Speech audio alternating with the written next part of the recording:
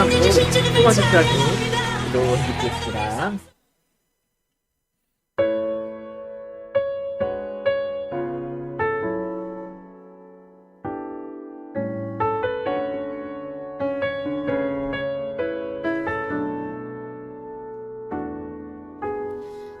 주님 다시 오실 때까지 나는 이 길을 가리라.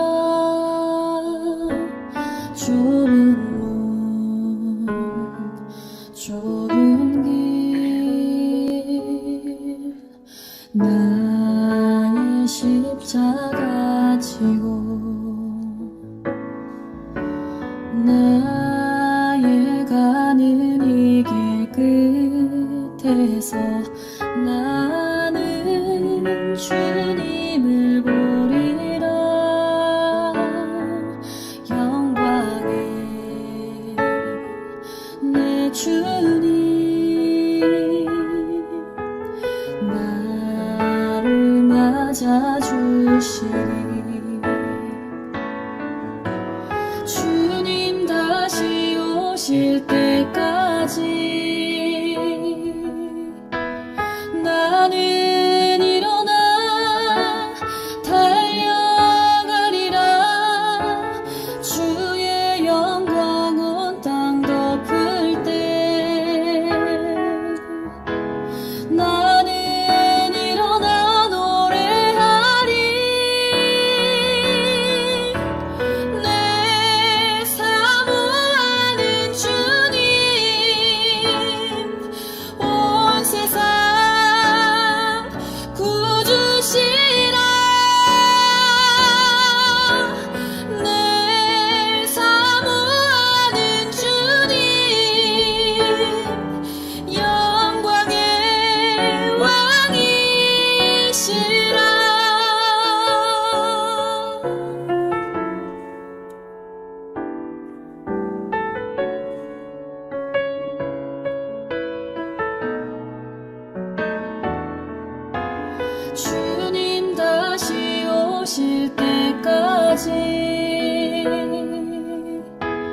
나는 일어나 달려가리라. 주의 영광 온 땅 덮을 때 나는 일어나 노래하리. 내 사모하는 주님, 온 세상 구주시라. 내 사모하는 주님, 영광의 왕이시라.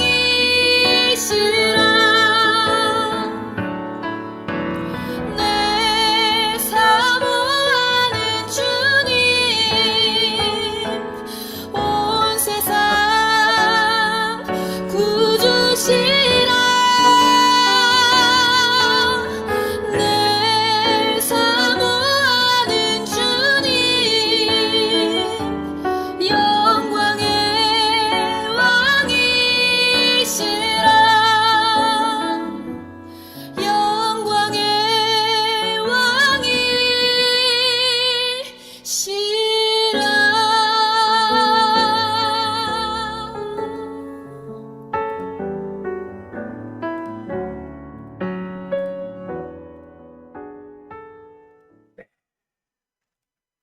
네. 잠시만요.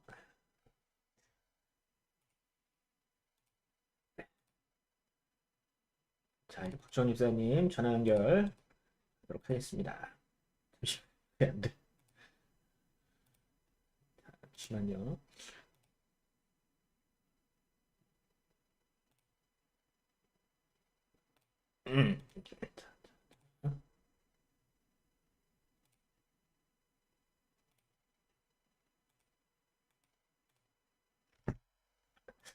그다음에 제가 전화 드릴게요. 제가 왜 안 돼? 카메라가 안 돼. 잠시만요. 자, 얼굴은 안 나갈 겁니다.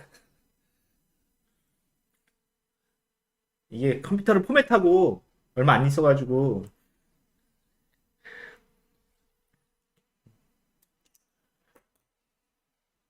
네.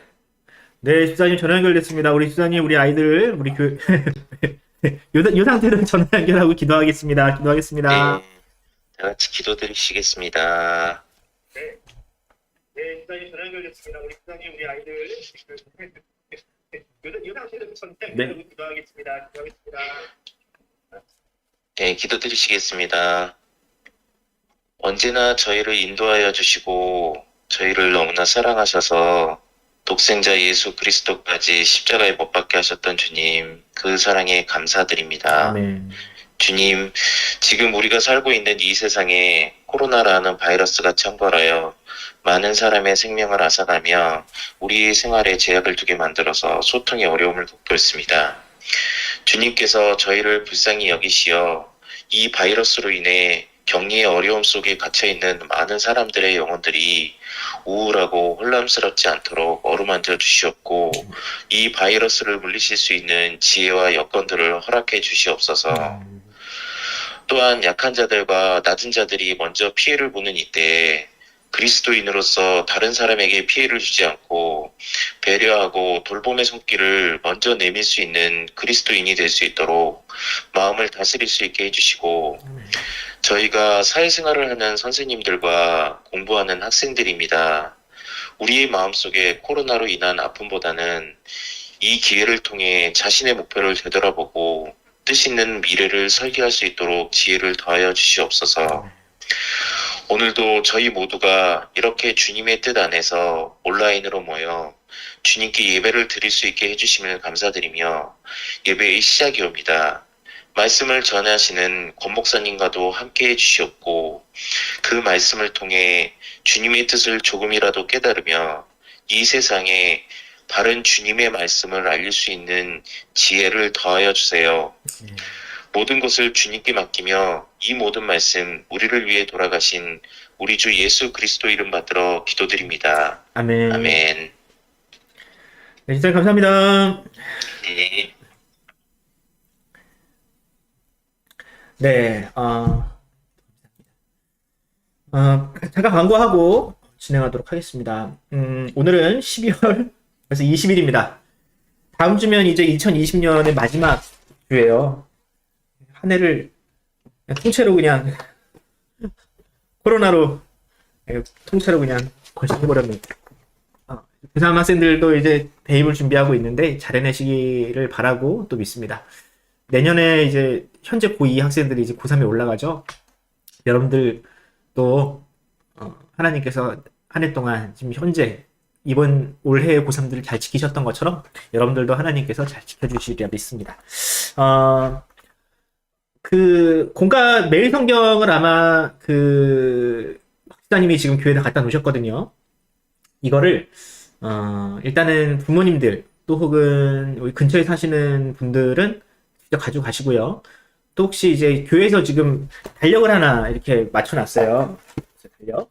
우리가 항상 우리 교회는 이제 그 한 해의 사역들을 모아다가 달력을 만드는데 올 한 해는 뭐 코로나 말고는 사역이 없잖아요. 뭐 사역을 해봤자 교육자들이 열심히 뭐 돌아다닌 거 말고는 큰 사역이 없어서 대신에 이 고흐라는 참 유명한 화가죠. 이 화가의 그림들을 모아다가 달력으로 만들어 놨는데 이 달력이 참 정성이 좋은 것 같아요. 그래서 이거를 부모님들 또 혹은 교회 다니시는 어떤 분들은 다 드릴 텐데 한 가지 정도 2개입니다. 그래서 멀리 사시는 분들은 요거를 우편으로 보내드리려고 그래요. 근처에 사시는 분들은 직접 가져가시고요. 우리 선생님들도 다 가져가시고요. 가져가실 때 혹시 우편으로 보낼 때 우리 중고등 방사들이 껴있는 가정이 있으면 제가 같이 배송하는 걸로 하겠습니다. 네. 그렇고요. 그리고 제가 중고등부 카톡방에도 전교인에도 계속 얘기를 하는데 저기저별이 프로젝트 여러분들 꼭 다 참석하시기 바랍니다. 저도 찍었어요.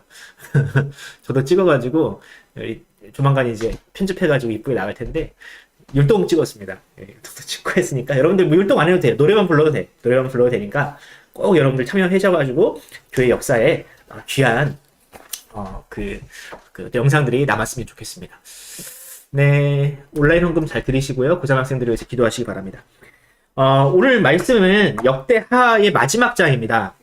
드디어 이제 지긋지긋한 역대하가 끝나는, 저는 안 지긋지긋했는데 여러분들 혹시 재미가 없었을 수도 있을까봐 노심초사했어요. 이 역대하라는 게 사실 우리나라 역사도 사실 제대로 알기가 힘든데 다른 나라 역사를 이렇게 아는 게 별로 이렇게 도움이 될까라고 생각을 하겠지만 여기에 굉장히 중요한 메시지가 마지막이잖아요. 마지막은 항상 무언가 굉장히 중요한 메시지가 숨겨져 있잖아요.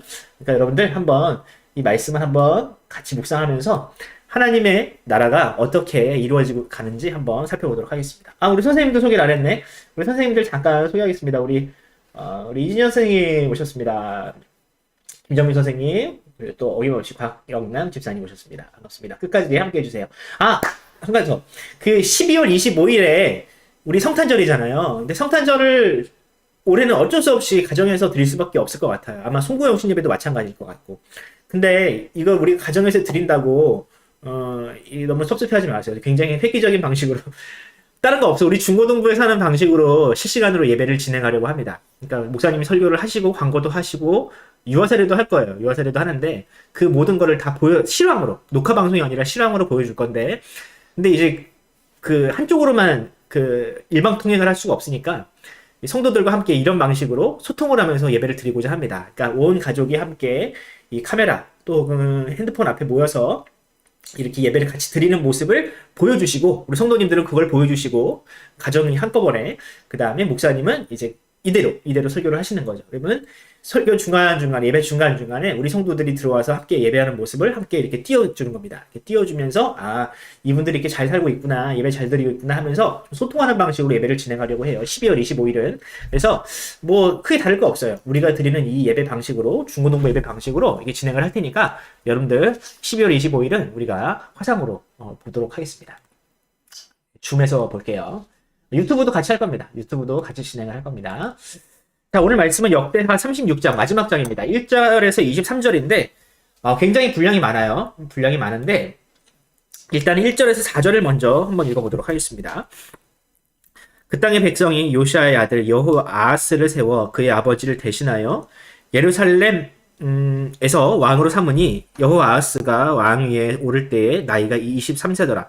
그가 예루살렘에서 다스린 지 석 달에 애굽 왕이 예루살렘에서 그의 왕위를 패하고 또 그 나라에 은 100달란트와 금 1달란트를 벌금으로 내게 하며 애굽 왕 느고가 또 그의 형제 엘리야김을 세워 유다와 예루살렘 왕으로 삼고 그의 이름을 고쳐 여호야김이라 하고 그의 형제 여호아하스를 애굽으로 잡아갔더라. 네, 이런 내용이 있고요. 쭉 넘어가서 다 읽기가 힘드니까 이 부분 맨 뒷부분만 읽겠습니다. 요 맨 뒷부분만 21절과 21절에서 23절 이 두 절 21절에서 23절 이 세 절만 읽도록 하겠습니다. 21절입니다. 이에 토지가 황폐하여 땅이 안식년을 누린 것 같이 안식하여 70년을 지냈으니 여호와께서 예레미야의 입으로 하신 말씀이 이루어졌더라. 바사의 고레스 왕 원년에 여호와께서 예레미야의 입으로 하신 말씀을 이루시려고 여호와께서 바사의 고레스의 마음을 감동케 하심에 그가 온 나라에 공포하고 조소도 내려 이르되 바사 왕 고레스가 이같이 말하노니 하늘의 신 여호와께서 세상의 만국을 내게 주셨고 나에게 명령하여 유다 예루살렘 성전을 건축하라 하셨나니 너희 중에 그 백성된 자는 다 올라갈지어다 너희 하나님 여호와께서 함께 하시기를 원하노라 하였더라. 아멘. 자, 여러분 성경책 일단 펴놓으시고요. 일단은 읽긴 읽었는데 중간에 훅 뛰어먹었잖아요. 그 부분들을 제가 간단하게 해설을 하면서 간단하게 요약을 하겠습니다. 그래서 성경책을 펴놓고 순서대로 한번 제가 하는 해설을 한번 들어보세요. 일단 관찰입니다. 요시야라는 왕이 있었잖아요. 요시야. 아마 한 번쯤은 들어봤을 거예요. 그 요시야가 굉장히 훌륭한 왕이었는데 이 요시야의 아들이죠. 여호아하스라는 사람이 있었습니다. 근데 왕이 됐어요. 23살에. 근데 이 왕이 몇 년도 못 해먹고 딱 3개월 해먹은 거예요. 왕은 딱 3년밖에 못했어. 왜? 그 당시 이 남유다, 그러니까 이 지금 성경의 배경이 되는 남유다는 굉장히 약소국이었습니다. 근데 이 남유다를 명목적으로 보호해주고 있던 나라가 있는데 그게 어디였느냐? 바로 유다요. 애굽이었어요. 애굽. 그러니까 우리나라는 지금 약소국이 아니죠. 근데 6.25 이후에는 굉장히 우리나라가 굉장히 약소국이었잖아요. 그때 누가 우리를 보호해줬어요? 미국이라는 나라가 우리를 보호해줬잖아요. 지금은 뭐 미국이 우리 안 보호해줘도 우리 끄떡없지. 근데 그 당시에는 그랬다고. 그런데 이 애굽 왕이 이 여호아하스라는 사람이 자기 말을 잘 안 들으니까 이 왕은 갈아치워야 되겠다. 이 왕은 더 이상 필요 없다 해가지고 애굽이 쳐들어와가지고 이 남유다의 왕을 갈아치운 겁니다. 무슨 뜻인지 알겠죠? 그 당시 이 남유다가 얼마나 약했는지를 여실하게 보여주는 겁니다. 자, 그의 형제, 근데 여호아하스가 이제 폐위가 되고 그의 형제 여호야김, 나중에 엘리야김으로 불려요. 이 사람이 왕이 됐는데 25세 왕이 되었는데 그도 뭐 나름 오래 해먹었는데 11년을 해먹다가 이번에는 어느 나라에 잡혀가느냐? 바벨론이라는 나라에 잡혀갑니다. 그 당시 아수르 다음에 중동 지역의 패권을 장악하고 있던 전 세계에서 가장 강력한 강대국이었던 바벨론이라는 나라가 이 애굽이 아니라 이번에는 바벨론이 쳐들어와가지고 이번에는 여호야김을 데려가요. 참 기구한 나라죠. 왕을 지금 한 10년 만에 한 2번이나 지금 다른 나라에 잡혀간 거예요. 이게 이제 바벨론의 1차 포로인 겁니다. 여러분들 바벨론 포로가 한 번에 끝난 것이 아니라요. 바벨론이 남유다를 멸망시킬 때 야금야금 멸망시켰어요. 한 번에 꽉 쳐들어와서 끝 이게 아니라 1차, 2차, 3차에 쳐들어와서 포로로 잡아가는 사람들이 있는데 이때가 바로 바벨론의 1차 포로로 여호야김과 함께 백성들이 잡혀가게 됩니다. 세 번째, 바벨론왕 느부갓네살은 여호야김을 포로로 끌고 가면서 성전의 기구들을 가져다가 자신들의 신당에 전시했습니다. 이걸 무슨 의미인지 이따가 살펴볼게요. 자, 이후로 이제 왕이 없잖아요. 여호야긴이라는 왕이 8세의 왕이 되었습니다. 이게 뭐 18세냐 8세냐 여러 가지 설이 있어요. 어쨌든 그가 100일간 석 달 정도 나라를 다스렸는데 그 역시 마찬가지로 하나님 보시기에 악한 행실을 보였습니다. 느부갓네살 왕은 다시 쳐들어와요. 한 번 더 쳐들어와요. 2차 침공이죠. 여호야긴도 잡아갑니다. 성전의 그릇도 함께 가져가요. 자, 이번엔 여호야긴의 숙부, 예, 다 다윗의 혈통인 겁니다. 시드기야라는 왕이 있는데 이 사람이 바로 남유다의 마지막 왕이었습니다. 근데 그의 나이 21세였어요. 그가 몇 년? 11년을 다스렸습니다. 근데 시드기야도 역시 마찬가지로 하나님 앞에 악을 행하고 특히 이 말기에 이 나라가 거의 망하던 시점에 예레미야라는 선지자가 있었는데 이 예레미야 선지자는 바벨론에 우리가 항복해야 된다. 우리가 끝까지 저항해봤자 우리가 피만 더 볼 뿐이다. 우리가 항복하고 그 이후를 도모하자라고 주장했던 사람이 이 예레미야거든요. 근데 이 예레미야 말을 안 듣고 겸손하지 않고 자기 멋대로 했어요. 그러다가 어떻게 됐어요? 또 잡혀갈 뻔했어요. 첫 번째는. 근데 이 느부갓네살이 시드기야로 하여금 너 내 말 잘 듣겠다고 하나님 앞에 맹세해라. 니네가 믿는 신이 하나님이라며 여호와라며 여호와 하나님께 내 말 잘 듣겠다고 맹세해. 그럼 살려줄게 했는데 맹세했어. 하나님 앞에 맹세를 했어요. 그럼 맹세를 잘 지켜야 될 거 아니야. 근데 안 지켜. 그 맹세도 어깁니다. 하나님한테 한 맹세도 어긴 거예요. 이 시드기야가. 그러고 나서 이 나라가 망합니다. 자, 그런데 이 나라가 망한 것이 이 왕들만의 잘못이냐? 본문은 이제 이런 내용들도 기록합니다. 제사장들의 우두머리들과 백성들도 크게 범죄했다. 그러니까 왕들만 범죄한 게 아니라 그 나라의 모든 사람들이 윗물과 아랫물이 다 썩었어. 그래서 가증한 일들로 성전을 더럽게 했다라고 역대하는 고발을 하고 있어요. 자, 이런 말 안 듣는 사람이라도 하나님은 그들을 사랑하셔서 부지런히 그의 사신들, 여기서 사신들이라고 표현이 됐는데 선지자들입니다. 선지자들을 백성들에게 보내서 너희들이 회개해라. 너희들이 하나님을 의지하면 지금이라도 살 수 있다. 라고 끊임없이 설교를 했어요. 그랬더니 백성들은 이를 비웃고 그 선지자들을 욕하고 비방을 했습니다. 결국 이 여호와의 진노를 그들이 피할 수 없게 되었다는 거죠. 하나님은 이제 갈대아 왕, 이게 명칭이 갈대아인데 바벨론이에요. 남유다에게 넘기셨고 바벨론은 성전에서 칼로 청년들을 죽이고 남녀노소를 막론하고 긍휼을 여기 딱 죽였다는 얘기야. 살아남은 사람은 다 포로로 끌고 갔어요. 남유다가 그만큼 비참한 결말을 맞이했다는 겁니다. 바벨론은 심지어 하나님의 전을 불살랐고 예루살렘 성벽을 헐고 모든 귀한 그릇을 부수고 칼에 살아남은 자부들을 바벨론으로 잡아가서 노예로 삼았다. 1차, 2차, 3차에 걸쳐서 바벨론이 남유다 백성들을 포로로 잡아간 겁니다. 자, 그런데 그것이 끝난 게 아니에요. 이제 남유다가 이제 멸망했어요. 근데 성경은 그것을 멸망이라고 표현하지 않고요. 그 땅이 안식을 누렸다고 표현을 합니다. 굉장히 재밌는 표현이잖아요. 그 땅은 망해가지고 사람이 살지가 않는데 그것을 그냥 황폐했다 이렇게 하는 것이 아니라 그 땅이 안식을 누렸다라고 표현을 해요. 근데 그게 몇 년? 70년이라고 합니다. 근데 이것으로 말미암아 하나님의 뜻이 이루어졌다라고 합니다. 나라는 망했는데 그 나라가 망한 것이 70년 동안 그 땅에 아무도 살지 않은 것이 오히려 하나님의 뜻이 이루어진 일이다라고 성경은 이야기하고 있는 거죠. 이게 왜 그런지 이따가 살펴보도록 할게요. 자, 이제 바벨론이라는 나라도 오래가지 못해요. 100년도 못 갑니다. 바벨론 다음에 바사, 이제 우리 세계사적으로 얘기하면 페르시아 왕이라는 고레스 혹은 키루스라는 왕이 즉위를 했는데 그 해에 이 예레미야가 선포했던 하나님의 말씀이 이 고레스 왕을 통해서 이루어집니다. 그래서 고레스 왕이 이런 조서를 내려요.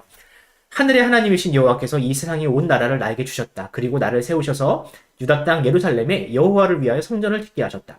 이제 너희 모든 하나님의 백성, 남유다 사람들이죠. 예루살렘으로 돌아가도 좋다. 너희의 하나님 여호와께서 너희와 함께 하시기를 바란다. 이게 누구 입에서 나온 말이에요? 이방인의 왕이었던 고레스의 입에서 이런 말이 나왔다고. 자, 왜 고레스는 이렇게 얘기할 수밖에 없었으며 왜 그 땅이 70년간 안식을 누렸다고 하는지 그 이유를 한번 살펴보도록 하겠습니다. 자, 질문하기부터 들어갑니다. 남유다의 멸망기에 등장했던 왕들이 있죠. 우리가 별로 기억이 잘 안 나는 왕이야. 그만큼 짧은 통치를 했고 그렇게 그다지 모범이 되지도 않는 그런 왕들이었어요. 그 이름이 여호아스, 여호야김, 여호야긴, 시드기야 이런 이름입니다. 그러니까 근데 이 사람들의 이름들이 제대로 기억되지 않는 이유 중에 하나는 이 사람들이 통치를 제대로 못했기 때문이죠. 뭐 히스기야라든지 요시야라든지 이렇게 훌륭한 왕들은 우리가 기억을 하잖아요. 우리나라 대통령 중에서도 몇 안 되지만 훌륭한 정치를 했던 사람들은 우리가 기억을 하잖아요. 아주 못된 짓 했던 사람들도 기억하지. 그런데 훌륭한 사람들도 우리가 기록하잖아요. 특히 그 조선시대 왕들 중에서 딱 하면 조선시대 왕 대표적인 왕이 누구예요? 세종 딱 나오잖아요. 예. 근데 이제 잘 못했던 왕들은 우리가 별로 기억도 못하잖아요. 마찬가지인 거예요. 이들의 공통점이 뭐냐? 이들의 공통점은 역대하에는 잘 드러나지 않지만 열왕기를 보면 이런 통치를 했습니다.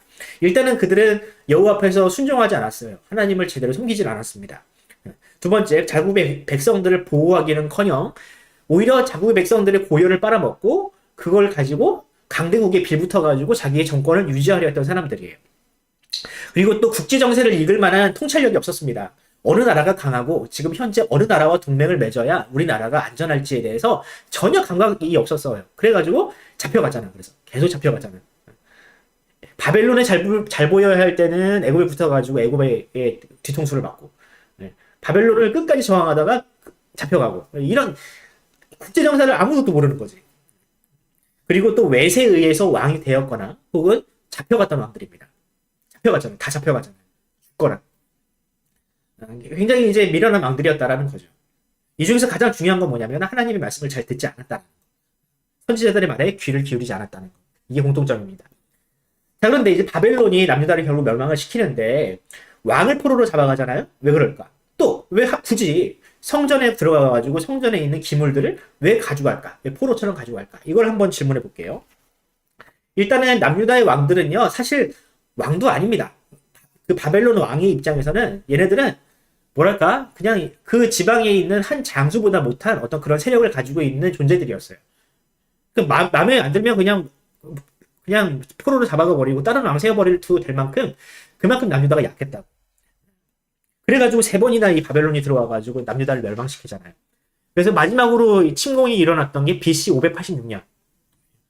이거 586, 486 다음에 586이잖아요. 그렇게 외우시면 돼요. 근데 이 586년에 이 나라가 멸망을 하는데, 이때 포로로 잡혀가던 사람들이 굉장히 많았어요. 자, 그런데 중요한 게 뭐냐면, 왜 성전의 기물들은, 애꿎은 성전의 기물들은 가져가냐, 그거예요. 왕만 잡아가면 되지, 왜 성전에 들어가느냐? 그 당시에 내가 지난주에도 얘기를 했지만, 그 당시 고대의 전쟁은 신들의 전쟁이라고 그랬잖아요. 내가 이 나라를 점령을 하면 우리나라 신이 이긴 거야. 내가 그 나라에 지면 우리나라 신이 약해서 진 거야. 근데 그러면 당연히 그 나라의 신의 어떤 상징적인 것들을 포로로 잡아올 거 아닙니까? 그 전쟁에서 이기면. 근데 전쟁에서 남유다의 전쟁을 이겼으니까 이 남유다가 숨기는 신의 상징적인 것들을 가져다가 자기 신전에다가 갖다 놓는 거죠. 일종의 그렇게 전리품으로. 자, 그런데 성전에 들어갔더니 성전에는 여호와의 성전에는 신상이 있어요, 없어요? 우리나라에 이제 그 사찰 같은 데 가면은 큰 우상단지가 있잖아요. 근데 성전에는 그런 우상단지가 없다고. 뭐만 있어요? 법궤. 무거워서 들고 가기도 힘든 돌법궤. 그거. 그래서 안 가져가. 무거워서 안 가져가. 대신 가져가기 쉬운 거. 뭐? 그릇이라든지 금촛대라든지 이런 것들. 그런 것들을 가져다가 자기들 신상에다 갖다 놓은 거죠. 봐라. 우리가 여호와라는 신을 이겼다. 우리의 신이 이만큼 위대하다라는 걸 일종의 보여주는 상징적인 행위인 겁니다. 자, 넘어가도록 하겠습니다. 3번째.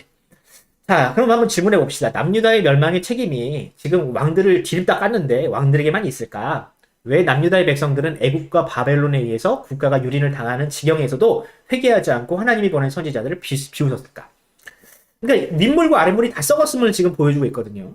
근데 역대 어느 나라든지 윗물이 썩어도요, 아랫물은요 굉장히 깨끗한 적이 많아요. 특히 우리나라 한번 보세요. 여러분들 과거 조선 말기 때 위에 정치하는 놈이들, 사람들은 그렇게 썩어도 어떻게든 의병을 일으켜가지고 우리나라를 구해내잖아요. 막 MZ들랑 막 해가지고 그 다음에 일본이 막 우리나라를 막 압제할 때는 막 독립군들이 막 일어나가지고 막 우리나라를 어떻게든 살려내잖아요. 근데 남유다는 안 그랬다고.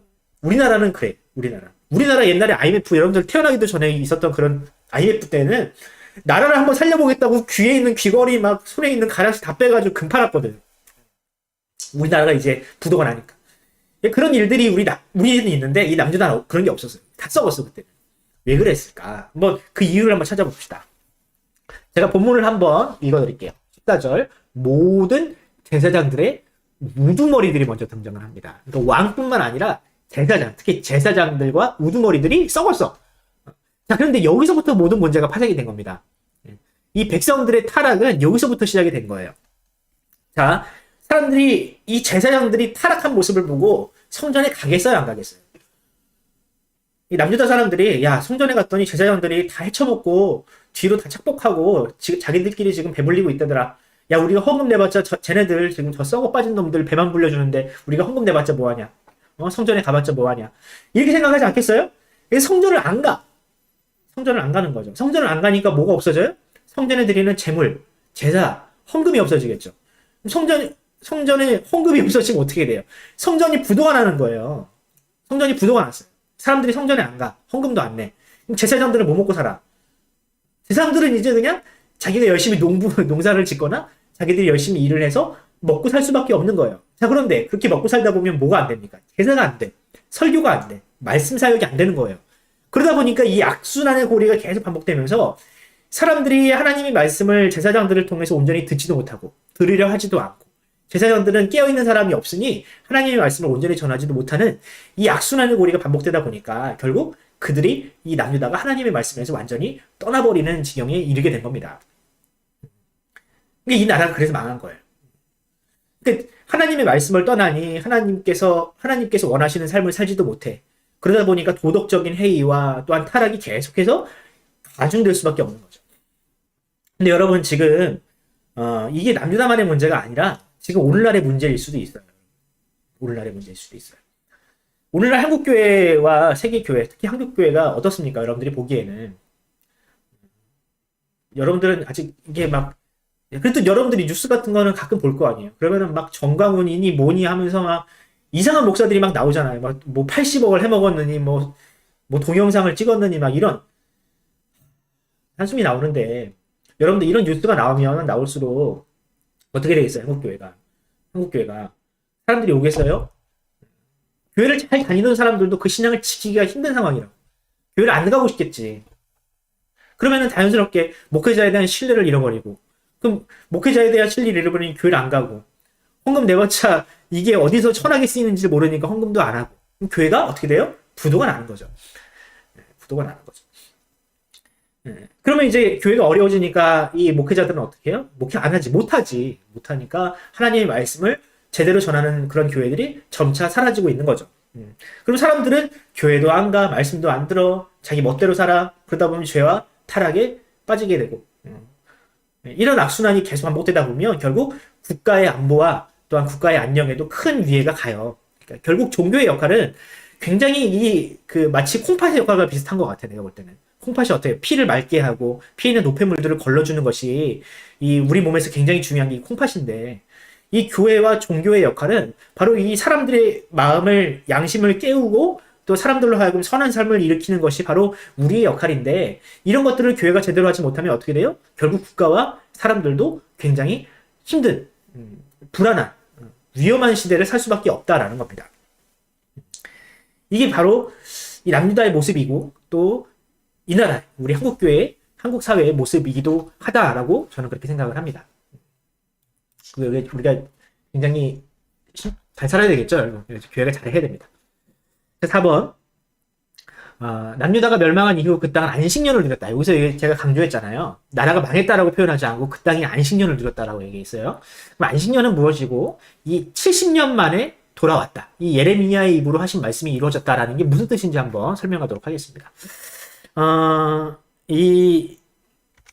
이걸 하기 전에 예레미야서라고 이 남유다의 멸망을 예견했던 선지자가 썼던 글이 하나가 있어요. 이걸 한번 읽어보도록 하겠습니다. 여호와께서 이와 같이 말씀하시니라. 바벨론에서 70년이 차면 내가 너희를 돌보고 나의 선한 말을 너희에게 성취하여 너희를 이곳으로 돌아오게 하리라. 이런 말씀이 예레미야가 멸망하기 이전에 이미 했던 예언인 거예요. 이거는 멸망한 이후에 바벨론의 포로로 끌려간 사람들에게 썼던 편지인 거예요, 이게. 그러니까 너희들이 좀 고생을 하는데 70년이 지나면 하나님께서 우리를 회복시키신다고 약속하셨다라고 예레미야가 이야기를 한 겁니다.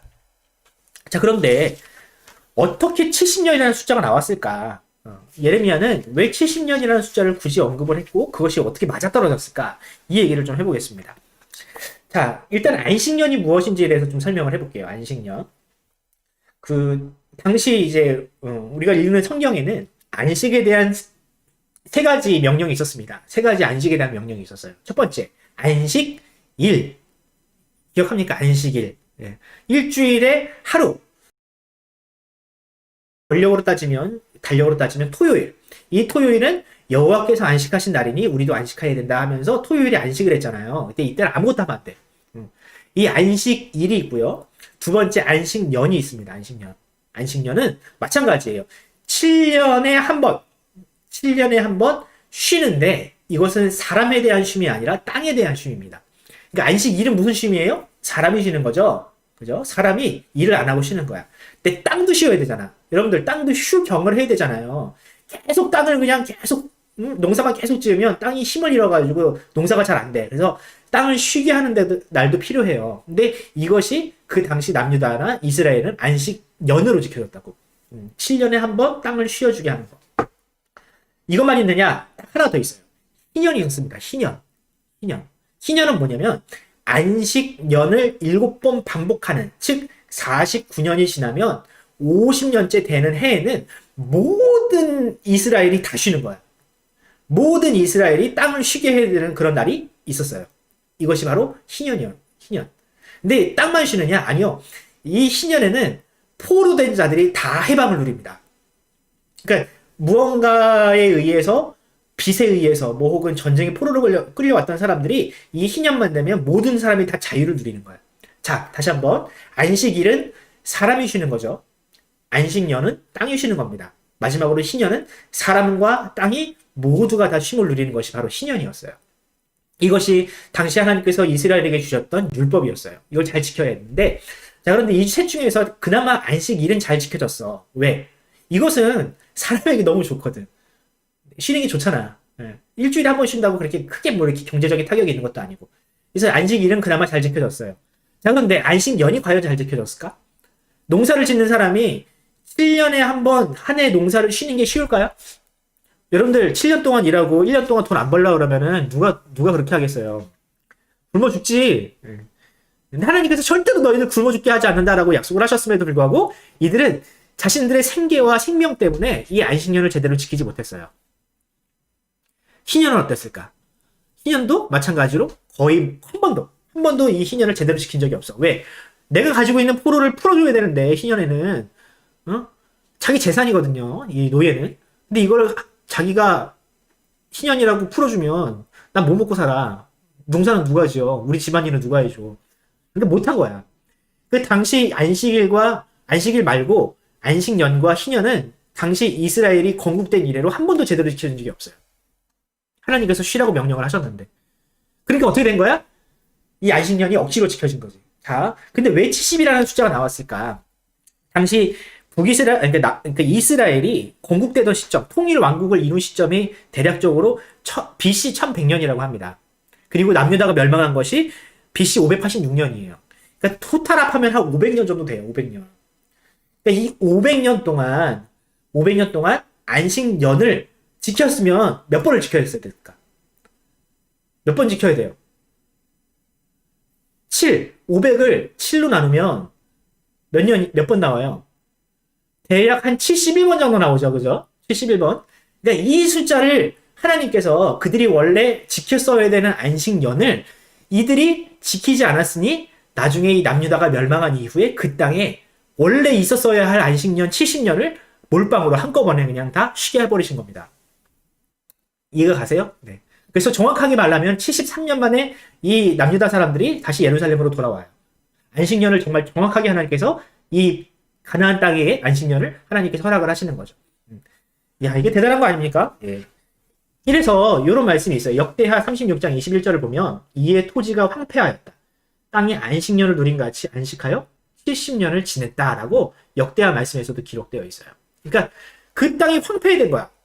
그 사람들로 말미암아, 그 가나안 땅에 살았던 이스라엘 사람들로 말미암아 이 땅이 황폐해돼서 더 이상 힘을 쓸 수 없으니 하나님께서 이 사람들을 다 떼쫓고 그 땅으로 하여금 안식을 누리게 하신 거죠. 그래서 70년이라는 숫자가 나온 겁니다. 역대하는 남유다의 왕들의 이야기를 중심으로 이루어진 책이죠. 아까도 제가 역대하를 들어가면서 얘기했을 거예요. 북이스라엘 왕들은 언급도 되지 않아요. 오로지 남유다, 다윗의 후손들만 이 책에 나오는데 이 책이 마지막에 누가 등장하냐면 이방인이라 할 수 있는 페르시아 왕 고레스가 등장을 합니다. 다른 나라 왕들은 언급이 전혀 안 됐는데 이방인이라 할 수 있는 고레스만 유일하게 이 마지막에 언급이 되죠. 그리고 나서 이 고레스의 명령이 이 책에 실리는데 이것이 과연 남유다 사람들에게 어떤 의미가 있을지에 대해서 좀 살펴보도록 하겠습니다. 이 핵심이자 역대하의 결론입니다. 잘 들으세요. 네, 잘 들어보세요. 자, 지금까지 역대하에 기록된 왕들을 보면 통치를 잘한 왕도 있고요. 통치를 잘하지 못한 왕들이 있습니다. 특히 이 역대하 마지막 장에 기록되어 있는 왕 4명은 그야말로 정말로 힘도 없고 하나님도 순종하지 않고 하나님을 떠는 그야말로 폐역무동한 왕들이었죠. 자, 그런데 그런 왕들과 대조적으로 비록 이방인이었지만 하나님을 굉장히 잘 섬겼던 왕이 있어요. 그게 누구예요? 바로 고레스였다는 거죠. 고레스였다는 겁니다. 굉장히 대조적인 모습을 보여줄 수 있어요. 비록 다윗의 후손이었지만 그들이 하나님을 신실하게 섬기지 않음으로 굉장히 나약해지고 결국 멸망했던 이들이 있는가 하면 비록 이방인이지만 하나님께서 쓰시는 종이 있었다. 이것을 이 역대하가 마지막에 보여주고 있다는 겁니다. 자, 그런데 이런 굉장히 딜레마잖아요. 왜 하나님은 이 남유다의 왕들을 보호하지 않으시고 왜 이 고레스라는 왕을 통해서 하나님의 뜻을 이루시나? 하나님이 이제 남유다를 떠나셨나? 하나님께서 이제 이스라엘을 사랑하지 않으시나? 이런 어떤 고민이 생길 거 아니에요. 또 왜 우리나라는 매 멸망했을까? 왜 이 거룩한 성전에 있는 기물들이 다 빼앗겨가고 성전은 불에 다 없어지고 하나님 살아계시지 않는 거 아닌가? 이런 어떤 고민들과 이런 그 딜레마가 이 남유다 사람들에게 있었던 겁니다. 근데 이 마지막 장에서 그것을 해결해 주는 거예요. 이 마지막 장에서 그것을 변증적으로 설명을 합니다. 역사를 통해서. 어떤 식으로 표현하느냐? 자, 고레스라는 왕은 다윗의 후손도 아니고 유대인도 아니지만 그는 하나님께서 예언한 하나님의 종이었다는 사실을 일단 보여줘요. 자, 한번 볼게요. 이사야서 44장 28절을 한번 보겠습니다. 이게 그 고레스가 태어나기 한 150년 전에 쓰여졌던 내용이에요. 그러니까 고레스라는 사람이 태어나기도 전 150년 전에 이미 이런 내용이 기록되어 있는데 보면 고레스에 대하여 이르기는, 그러니까 이사야라는 사람이 150년 전에 고레스의 이름을 구체적으로 명시를 해요. 고레스에 대하여 이르기를 그는 나의 목자라 나의 모든 기쁨을 성취하리라 하며 예루살렘에 대하여는 이르기를 중건되리라. 성전에 대하여 이르기는 내 기초가 세움이 되리라 하는 자니라 라고 이사야 선지자가 150년 전에 예언을 했다고. 대단한 거 아닙니까? 여러분들 150년 후에 우리 대통령이 될 사람 이름을 맞출 수 있겠어요? 김씨 정도는 되지 않을까 저는 생각을 하는데 김씨가 워낙 많으니까. 어쨌든 이게 성경에 이미 기록된 내용이라고. 그러니까 남유다는 멸망한 것 같지만 하나님께서는 결코 패배하지 않으셨다. 하나님은 이때에도 역시 마찬가지로 남유다가 멸망한 이후에도 고레스를 통해서 하나님의 뜻을 이루실 만큼 하나님은 온 우주의 왕이심을 이 이사야 선지자와 이 고레스를 통해서 보여주는 거죠. 비록 남유다는 멸망했지만 결국 하나님이 진 것은 아니다. 우리 하나님이 사라진 것이 아니고 죽은 것이 아니다. 그리고 또 이 페르시아 나라도 거대한 제국 같지만 결국 하나님께서 세우신 나라라는 것을 이 역대하는 보여주는 거죠. 남유다만의 하나님이 아니라는 거예요. 다윗의 혈통만의 하나님이 아니라는 거예요. 고레스의 하나님이시기도 하시고 대한민국의 하나님이기도 하시고 전 세계의 하나님임을 이 역대하는 우리에게 보여주는 겁니다. 그러니까 다윗의 후손들, 하나님의 선택된 백성들이 범죄하면 이들을 통해서 하나님께서 채찍 제시하실 만큼 하나님은 그렇게 거국적인 하나님이다라고 그렇게 보여주는 거죠. 이 다윗의 후손 마지막에 4명의 왕은 찌질했지만 이 고레스라는 왕은 봐라 어떠냐. 비록 그가 이방인이지만 하나님의 쓰임을 받았던 사람이다. 고레스도 그래요. 고레스도 자신이 왕이 된 이후에 페르시아를 통해서 전 세계를 점령한 이후에 이 유대인들을 통해서 자신에 대한 예언을 들었어요. 이 고레스가 그걸 안 거야. 야, 저기 보니까 그 나라를 잃어버리고 포로로 잡혀있는 노예 생활을 하고 있는 유대인들이라는 사람들이 있는데 그 사람들이 보고 있는 책과 경전을 보니까 어떤 선지자의 글을 보니까 내 이름이 나오더라. 와, 거길 보니까 내가 태어나기 150년 전에 이미 나를 아셨고 내가 왕이 될 것을 아셨고 또 내가 해야 할 일까지 이미 다 적혀 있네. 야, 이게 내가 잘나서 내가 훌륭해서 내가 능력이 있어서 내가 페르시아를 통해서 전 세계를 점령한 것이 아니라 이미 하나님께서 이 모든 것들을 다 계획하고 있으셨구나. 하나님이란 분이 정말 대단한 분이구나. 신이구나 라는 것을 이 고레스가 인정을 한 겁니다. 그래서 이 성경에 기록된 대로 이사야 선지자에 기록된 대로 또 하나님께 감사한 마음을 표현하기 위해서 그가 한 명령이 있는 게 바로 고레스 칙령이라는 겁니다. 하나님께 감사한 마음을 담아서 하나님께서 지금 나를 통해서 이루시고자 하는 가장 좋은 가장 기쁜 뜻은 무엇일까? 아, 그래, 성전을 예루살렘을 다시 회복하는 것이구나 해가지고 그 당시 이 바벨론에 끌려왔던 남유다 사람들을 다시 다 고국으로 돌려보내주는 노예에서 해방시켜주는 그런 결정을 이 고레스 왕이 내리게 되는 거예요. 그게 얼마 만이다? 70년 만에. 150년 전에 예언된 일이 이 고레스를 통해서 그 구체적인 이름인 고레스를 통해서 성취가 되는 것이죠. 여러분들 하나님 놀랍지 않습니까? 그 당시 남유다 사람들도 깜짝 놀랐을 거예요. 성경이 진짜구나. 하나님의 약속은 정말 살아있구나. 비록 하나님의 백성인 우리는 패배했지만 그것은 우리 잘못이고 이 왕들이 찌질하고 우리가 하나님 앞에 반역을 해서 그런 것이고 우리가 하나님 말씀 잘 들었으면 이런 일이 일어나지 않았겠구나. 하나님은 이 바벨론뿐만 아니라 페르시아까지도 들고 흔드시는 좌지우지하시는 하나님인데 우리가 하나님을 끝까지 한번 믿어봐야 되겠구나라는 그런 마음이 이 남유다 사람들에게 생겼겠죠. 자, 그리고 한 가지 더 있습니다. 한 가지 더. 자, 성경에 보면 이 고레스뿐만 아니라 누군가 또 온다는 예언이 굉장히 많이 등장을 해요. 그러니까 이사야 선지자는 장차 고레스라는 왕이 와가지고 이 땅에 예루살렘에 성전과 성벽을 중건하고 회복할 것이다 라는 예언이 있잖아요. 근데 이 예언이 어떻게 됐어요? 이루어졌죠. 이루어졌죠. 그런데 여러분 성경을 보면 이 고레스뿐만 아니라 장차 오실 그분에 대한 예언이 수두룩하게 나와 있습니다. 누구에 대한 예언? 하나님의 아들 다윗의 후손 이 땅에 진정한 왕으로 오실 그분에 대한 예언이 이 구약 성경에 정말 수두룩하게 적혀 있다고요. 자, 그럼 여러분들 고레스라는 사람에 대한 예언이 150년 만에 이루어졌다면 성경에 무수히 기록되어 있는 그분에 대한 예언도 역시 마찬가지로 이루어지겠다라는 그런 소망이 이들 가운데 생기지 않겠습니까? 고레스라는 사람은 딱 한 번 예언됐는데 이루어졌잖아요. 그런데 다윗의 후손 진정한 왕으로 오실 그분이 이 땅 가운데 오실 것이다라는 예언이 이루어질 것이라는 어떤 소망이 이들 가운데 생기지 않았겠냐고요. 이때부터 바로 메시아에 대한 소망이 일어나기 시작을 하는 겁니다. 야, 고레스 보니까 진짜 왔네. 야, 그러면은 모세오경과 구약 성경에 무수히 기록된 그분도 언젠가 오시겠구나. 그분이 오시면 우리의 모든 고통이 끝나겠구나. 라는 메시아에 대한 소망이 바로 이때부터 시작이 된 겁니다. 근데 그분이 오셨잖아요. 물론 유대인들이 원하는 모양으로 오진 않았지만 마치 고레스와 같이 온 우주와 또한 전 세계의 모든 사람들의 죄를 해결해 주시고 또한 우리의 구주가 되실 그분이 바로 이 땅 가운데 오셨잖아요. 그분이 누구세요? 바로 예수 그리스도.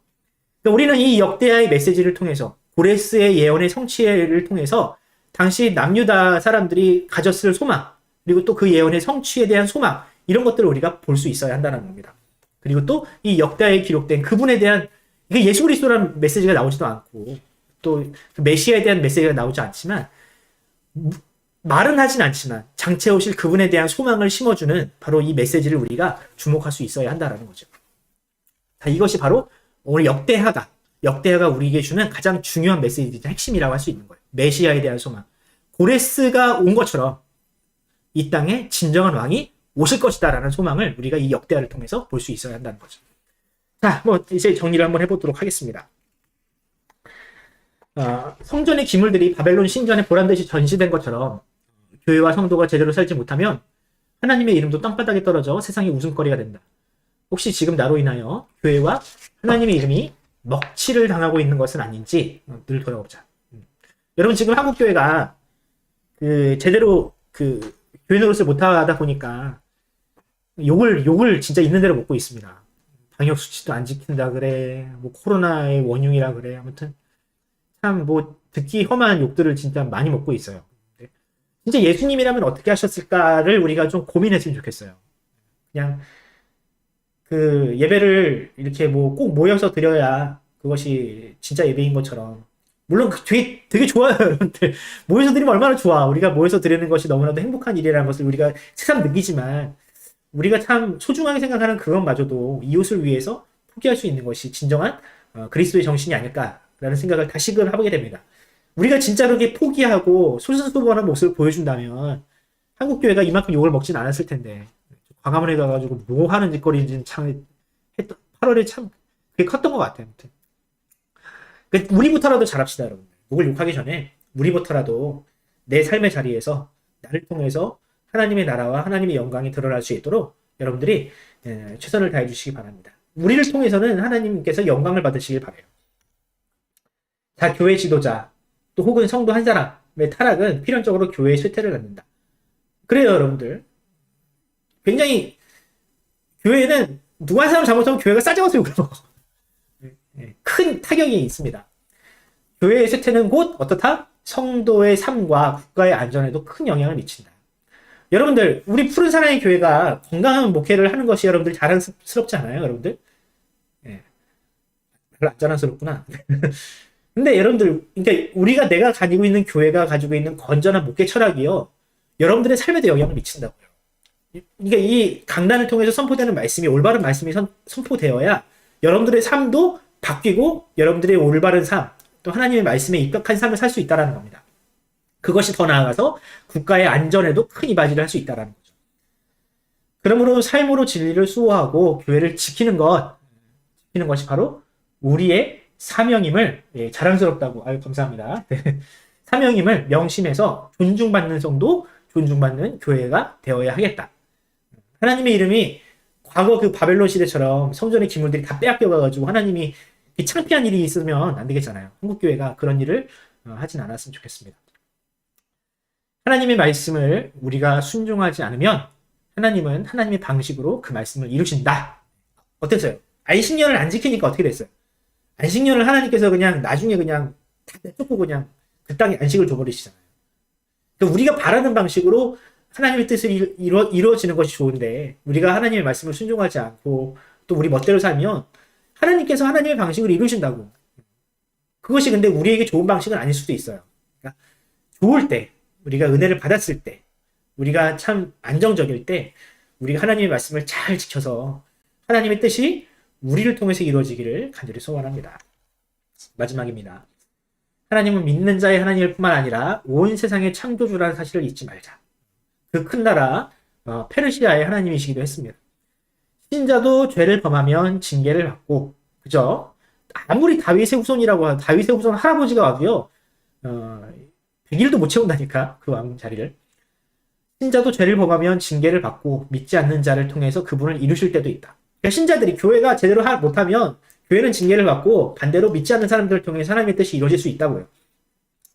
여러분, 지금은 비록 교회가 잠시 쇠퇴하는 것처럼 보이고 사람들에게 지탄을 받더라도 믿음을 잃지 말고 예수님을 바라보며 담담하게 우리의 길을 걸어가면 하나님은 우리를 통해서 반드시 그 뜻을 이루어 가실 것입니다. 하나님의 뜻이 이루어지는 사람이 되면 그 누구보다 더 존귀한 삶을 살아갈 수 있어요. 우리 삶 가운데 그 뜻이 이루어진다면. 이 사실을 믿고 잊지 말고 우리가 정말 교회다운, 성도다운 삶을 우리가 끝까지 지켜가기를 간절히 소원합니다. 요약! 교회는 쇠퇴할 수 있다. 하지만 하나님의 나라는 언제나 승리한다. 남유다는 멸망했지만 하나님은 살아계셨다. 하나님의 나라는 여전히 이루어지고 있다. 라는 사실을 명심하고 이 역대하 말씀은 이제 여러분들이 또 언제 다시 보겠어. 여러분들이 또 언제 역대하를 보겠어요. 이 역대하는 이렇게 마무리하도록 하겠습니다. 다음 주는 이번 주 중에 성탄절이 있고요. 다음 주는 한 해의 마지막이니까 제가 좀 제가 선택하고 싶은 본문을 가지고 여러분들과 함께 말씀을 나누도록 하겠습니다. 자, 이런 교회 되게 하소서입니다. 여러분들 참 여러분들과 함께 많이 불렀던 찬양인데 한번 이 찬양 부르면서 과연 우리가 어떤 삶을 살아야 하는지, 우리가 하나님 앞에 어떤 교회를 헌상할 것인지에 대해서 한번 생각해보는 시간을 갖도록 하겠습니다.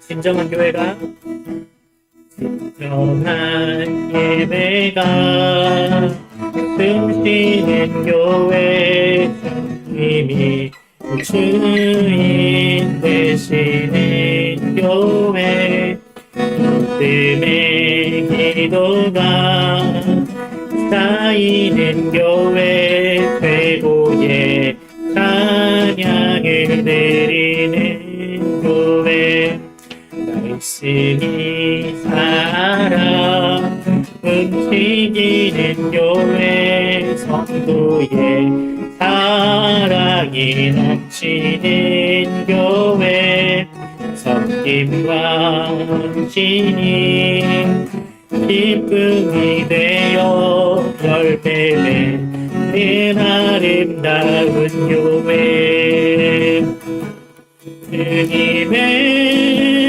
마음 닮아서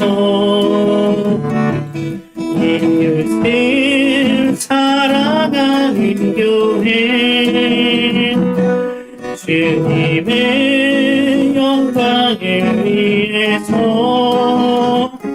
빛 대신 주님 전하는 교회 사랑의 불꽃이 활짝 피어나 날마다 사랑에 빠지는 교회 주께서 사랑하는 우리 교회가 이런 교회 되게 하고서 우리 한 번 더 진정한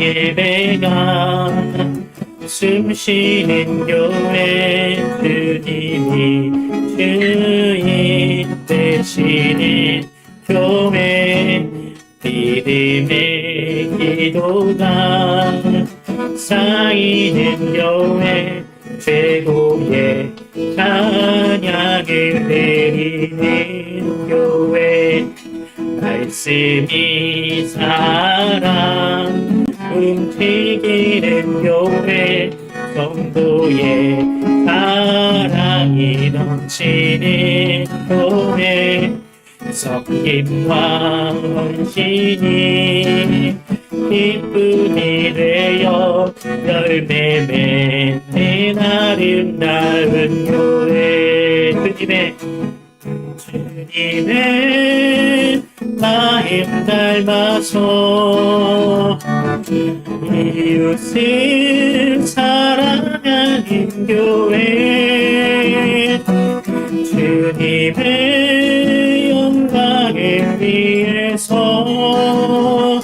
빛 대신 주님 전하는 교회 사랑의 불꽃이 활짝 피어나 날마다 사랑에 빠지는 교회 주께서 사랑하는 우리 교회가 이런 교회 되게 하소서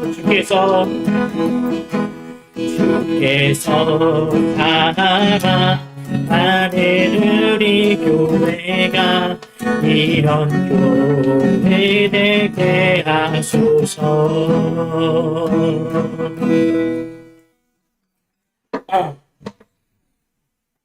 아침이라 노래하기 힘드네요. 제가 기도하고 예배를 마치도록 하겠습니다. 하나님 아버지 은혜를 감사합니다. 부족하고 또한 죄 많은 우리를 주님께서 선택하시고 남유다처럼 정말 연약한 그들처럼 이 연약한 우리를 주님께서 자녀 삼아 주시는 은혜를 감사합니다. 우리가 비록 죄인이지만 주님은 우리를 끝까지 포기하지 않으시고 예수 그리스도를 그 예언되었던 예수 그리스도를 이 땅에 보내셔서 우리의 주님이 되게 하셨습니다. 주님, 우리가 그 주님을 신뢰하고 또한 믿고 이 땅 가운데에서 살아가기를 소망합니다. 이 땅에 정말 수많은 안식이 필요한 자들이 있습니다. 주님의 안식이 필요한 자들이 있습니다. 주님, 남유다 사람들은 그 안식을 제대로 선포하지 못했지만 주님, 이 땅 가운데 정말 하나님의 안식이 간절히 필요한 사람들에게 주여 우리가 그 안식의 메신저들이 될 수 있도록 주님께서 인도하여 주시옵소서. 특별히 우리의 착한 삶과 선한 행실들로 말미암아 하나님이 살아계시며 우리를 통해서 역사하고 계신다는 사실을 그들에게 보여주게 하시고 이 땅의 교회들이 존중받고 또한 사랑받는 공동체가 되어서 이 땅에 선한 영향력을 발휘하고 이 땅에 오신 예수 그리스도가 참 하나님이심을 선포하는 보여주는 그런 공동체와 우리 성도들이 될 수 있도록 인도하여 주시옵소서. 특별히 성탄절을 앞두고 있는 한 주입니다. 비록 코로나 바이러스로 인하여 우리가 참 우리의 운신의 폭이 넓지 않지만 우리가 온라인으로라도 하나님의 공동체가 하나님께 예배하길 원합니다. 많은 교우들이 함께 참여하고 함께 즐거워하며 예수 그리스도께서 이 땅에 오신 것을 기념하는 복된 날이 되게 하여 주시옵소서. 감사드리며 예수 그리스도의 이름으로 기도드립니다. 아멘. 기도문으로 예배를 마치겠습니다. 하늘에 계신 우리 아버지여, 이름이 거룩히 여김을 받으시오며 나라가 임하옵시며 뜻이 하늘에서 이룬 것 같이 땅에서도 이루어지리다. 오늘 우리에게 일용할 양식을 주옵시고 우리가 우리에게 죄 지은 자를 사하여 준 것 같이 우리 죄를 사하여 주옵시고 우리를 시험에 들게 하지 마옵시며 다만 악에서 구하옵소서. 나라와 권세와 영광이 아버지께 영원히 있사옵나이다. 아멘. 네, 여러분, 한 시간 고생 많았습니다. 우리 하나님께 영광의 박수를 올리고 우리 한 주간 승리하시고 우리 성탄절날 뵙도록 하겠습니다. 안녕히 계세요. 안녕히 계세요. 성탄절에 봐요. 우리 온 가족이 함께 합시다. 저기 저 별이 찍어서 선물해 주세요.